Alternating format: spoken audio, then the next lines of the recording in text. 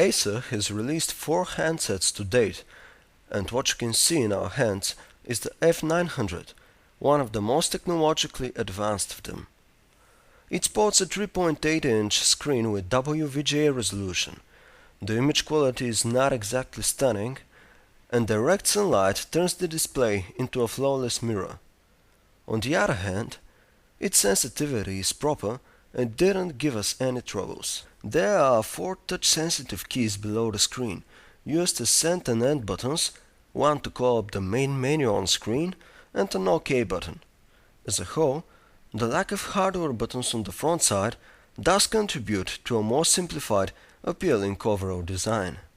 On either side, you will find the volume rocker with a small button to activate on-screen selection, micro SD slot, camera shutter, comfy power on-off button, and a mini USB port. We didn't encounter any issues with any of them. Despite being a newcomer to the cell phone business, Acer has managed to come up with something nice and new, the Acer Shell interface.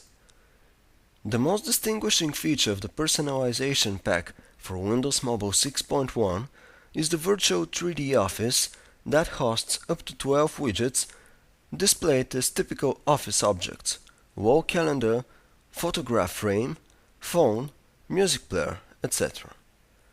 As a whole, we are really pleased with the interface. It offers similar functionality to the HTC Touch 4 3D, and its appealing look makes up for the slightly increased complexity of use. Please read our review of the Acer X960 if you need to find out more about Acer Shell. You won't find any personalized interface elements if you navigate out of the personalization pack. Both email and organizer functions offer the typical Windows Mobile 6.1 professional options. Still, the manufacturer has taken care to provide an on-screen keyboard that has large buttons and feels handy to use. We would recommend that you install an additional browser, because the Acer F900 comes preloaded with Internet Explorer 6 that even supports Flash now, but is far from being handy. The camera features an interface that is quite similar to Samsung's one, with large icons that look nice, despite appearing in only one color. The interface offers many settings, and almost all of them are available to you via the on-screen viewfinder. As a whole, the Acer F900 delivers decent image quality for a Windows Mobile smartphone. Colors are realistically reproduced, and although details are slightly blurry, images are okay for social networks. Unfortunately, the camera is rather sluggish and simply does not allow taking pictures fast. The video playback is also at par.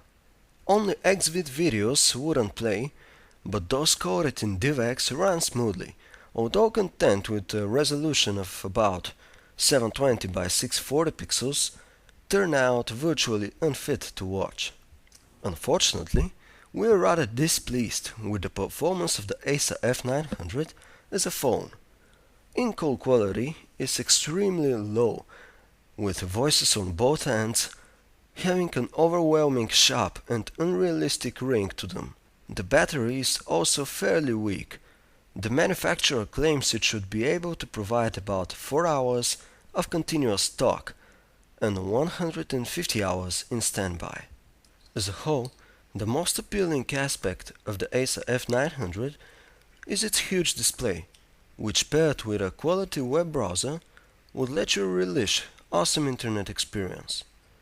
Still, take a look at the HTC Touch HD that offers similar functions wrapped up in a different interface. If you feel like watching videos on a device with a huge display, we think you might be better off waiting up on the Samsung Omnia 2 or the Omnia Pro B7610.